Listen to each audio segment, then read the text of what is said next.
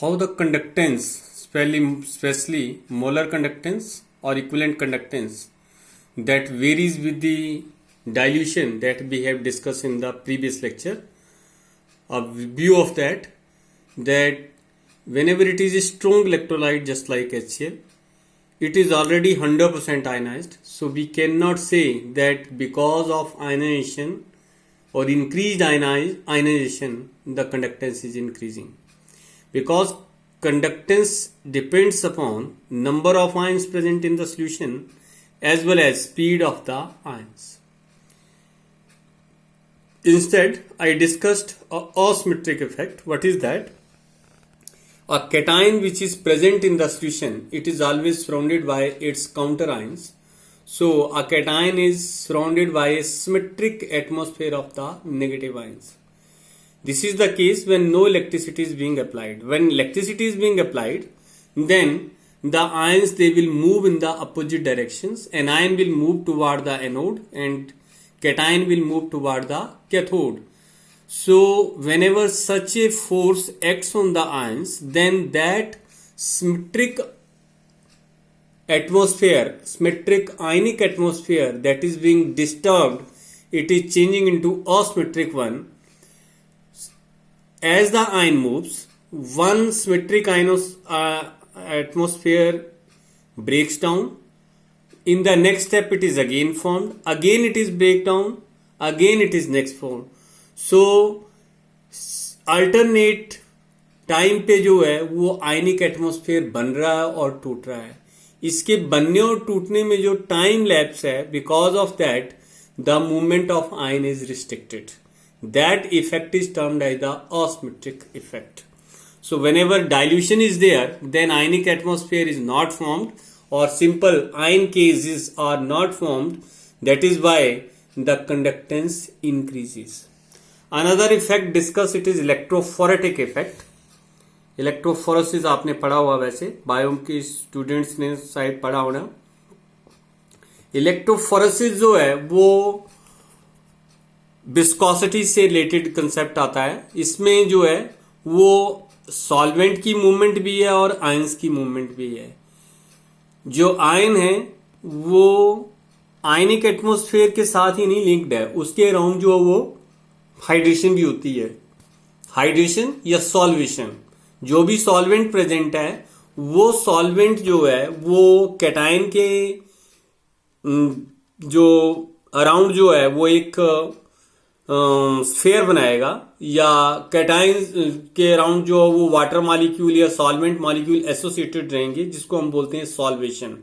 Primary solvation या secondary solvation. Primary solvation जो वो डायरेक्टली प्रोपोर्शनल टू साइज होती है और सेकेंडरी सॉल्वेशन जो है inversely proportional to the size होती है, स्क्वायर ऑफ द साइज होती है. तो सेकेंडरी सॉल्वेशन बहुत ज्यादा होती है, जिसकी वजह से एक आयन का साइज जो वो नैनो साइज में कन्वर्ट हो जाता है. Whenever the ion size changes into the nano size, then ion moves as well as this load of the solvent molecule also move with the ions. So because of that there is a viscosity effect that is termed as the electrophoretic effect. In connection with the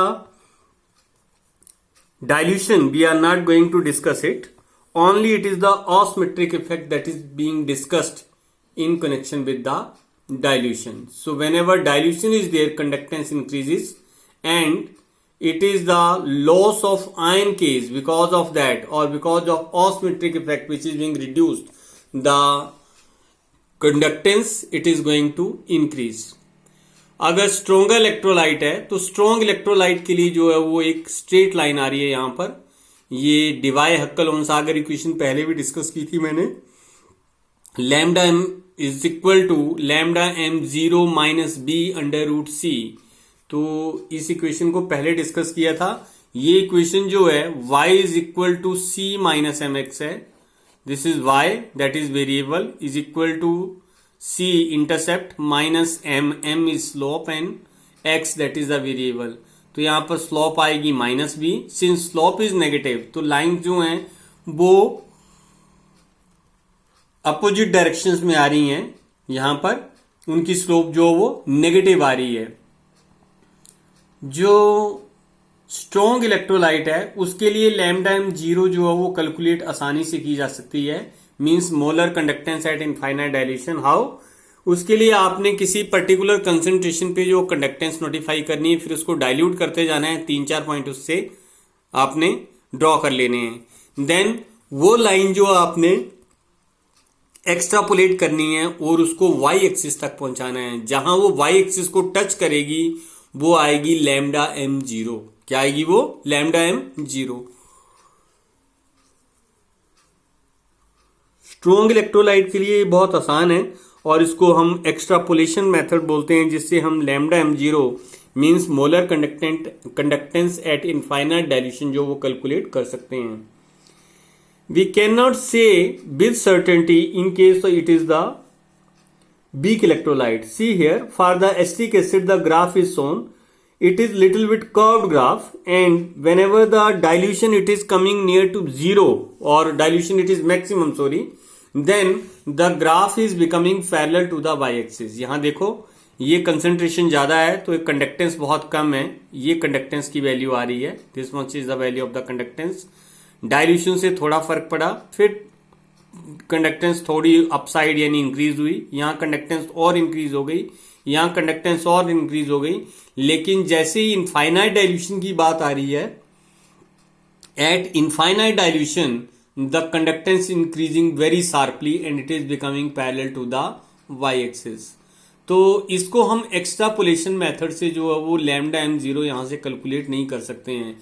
it means at infinite dilution we cannot calculate the molar conductance for the weak electrolyte by graphical method, since in graph its conductance become parallel to the y-axis. So there are some alternate method by which we can calculate the molar conductance at infinite dilution.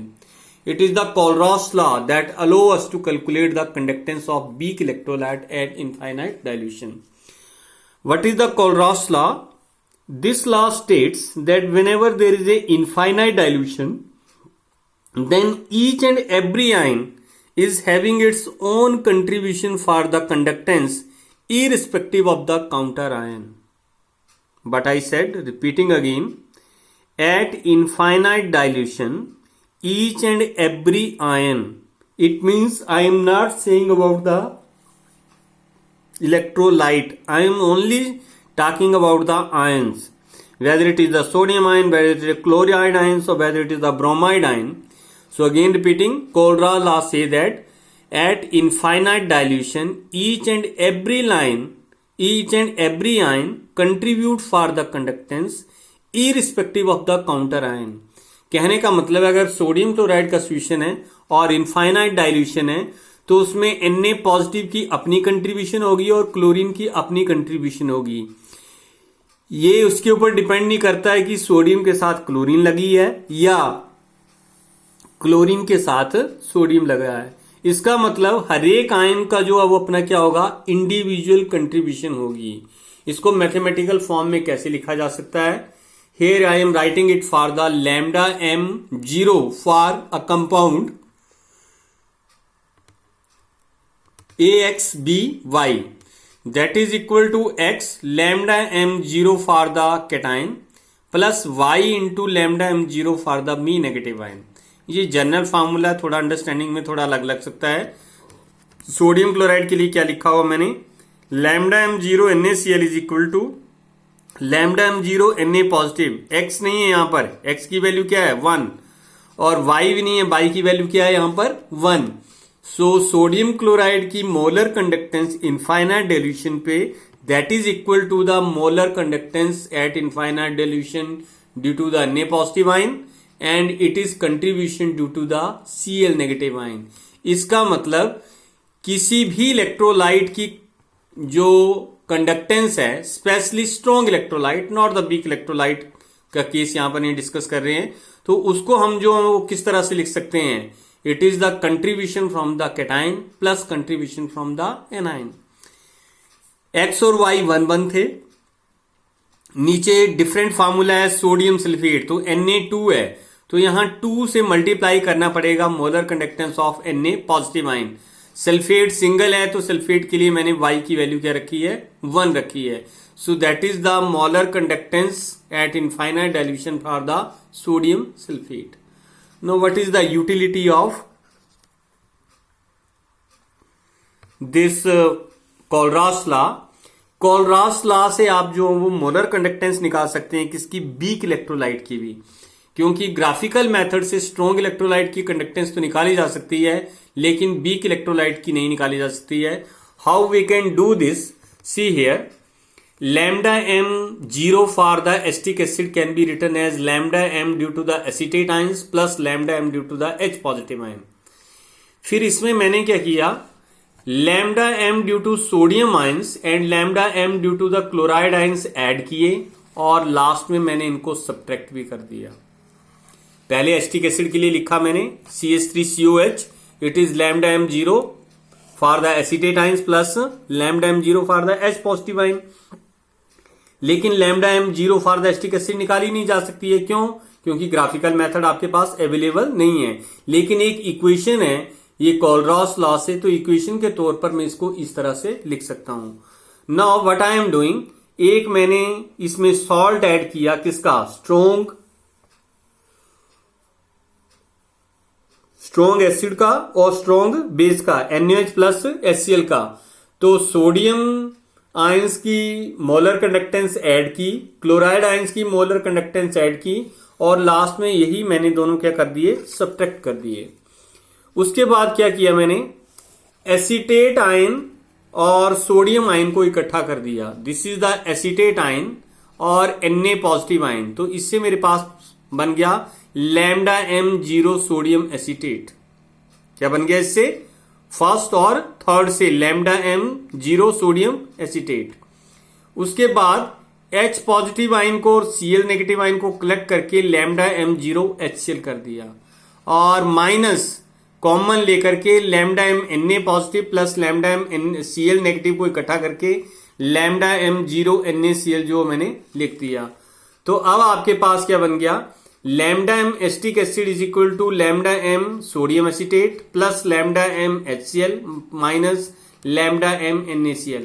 Sodium acetate भी stronger electrolyte है, HCl भी stronger electrolyte है, NaCl भी stronger electrolyte है। तो by graphical method इनकी value available होगी, तो उनकी वैल्यू सब्स्टिट्यूट करके कि आप एसिटिक एसिड की जो कंडक्टेंस एट इनफाइनाइट डाइल्यूशन जो वो कैलकुलेट कर सकते हैं। So that is the utility of the Kohlrausch law. Exam में कई बार न्यूमेरिकल आता है इससे रिलेटेड, कोलरास लॉ से रिलेटेड, या फिर वो आपसे एसिटिक एसिड के लिए पूछेगा या सोडियम अमोनियम हाइड्रोक्साइड के लिए पूछेगा कि किस तरह से आप इसकी मोलर कंडक्टेंस निकाल सकते हैं। साथ में पीछे जो हमने पढ़ा वो इक्विवेलेंट कंडक्टेंस क्या होती है या मोलर कंडक्टेंस क्या होती है, फार्मूला रिगार्डिंग क्या है, that can be asked in the examination. Let us move further. Migration of the ion.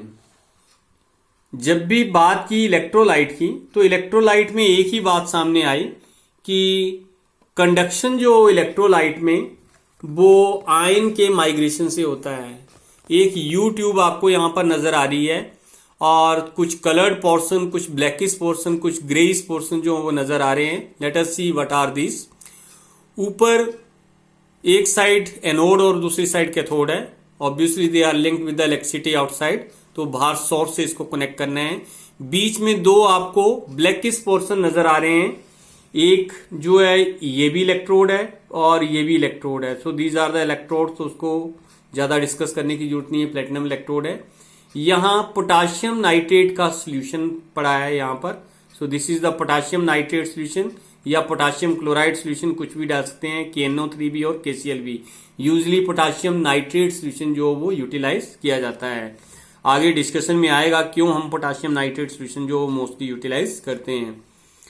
नीचे यहां पर बूल है ब्लैकिश, ये बूल, उसके नीचे जो है वो पोटाशियम नाइट्रेट की जेली है। That is the jelly that contains the potassium nitrate, that is the jelly that contains the potassium nitrate. So this is atmosphere that is formed for the conduction. Conduction के लिए जो है वो ये system बनाया गया है, यहां से कंडक्शन पॉसिबल है। ये सोल्यूशन आ गया पोटाशियम नाइट्रेट का और नीचे पोटाशियम नाइट्रेट की जेली, ये सोल्यूशन और ये पोटाशियम नाइट्रेट की जेली। उसके बाद यहां पर फिर कॉटन प्लेस की हुई है। Again there is a jelly of the agar. Agar जो है वो एक कार्बोहाइड्रेट है, तो वो क्या प्रॉपर्टी है उसकी, that forms a gel in the cold state and it is a free flowing liquid in the hot state. तो इसमें क्या करते हैं कि एगार का सोल्यूशन लेते हैं और एगार के सोल्यूशन को जब आप गर्म करेंगे तो लिक्विड स्टेट में चेंज हो जाता है, तो उसको भरा जा सकता है, और जैसे आप उसको ठंडा करेंगे तो एक जेली में वो कन्वर्ट हो जाएगा।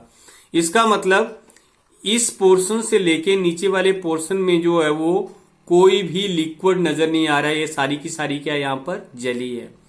यहां पर मैंने कॉपर क्रोमेट लिखा हुआ CuCr2O7। How it is formed, it is formed by mixing copper sulphate. Copper sulphate का ब्लू कलर होता है, पोटाशियम डाइक्रोमेट ऑरेंज कलर का होता है। जब आप दोनों को मिक्स कर देते हो तो कॉपर क्रोमेट ग्रीन कलर का कॉपर क्रोमेट जो वो आपके पास बन जाएगा, CuCr2O7।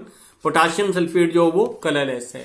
तो ये नीचे जो सोल्यूशन है that is formed green because of copper chromate and it is formed by mixing copper sulphate potassium dichromate.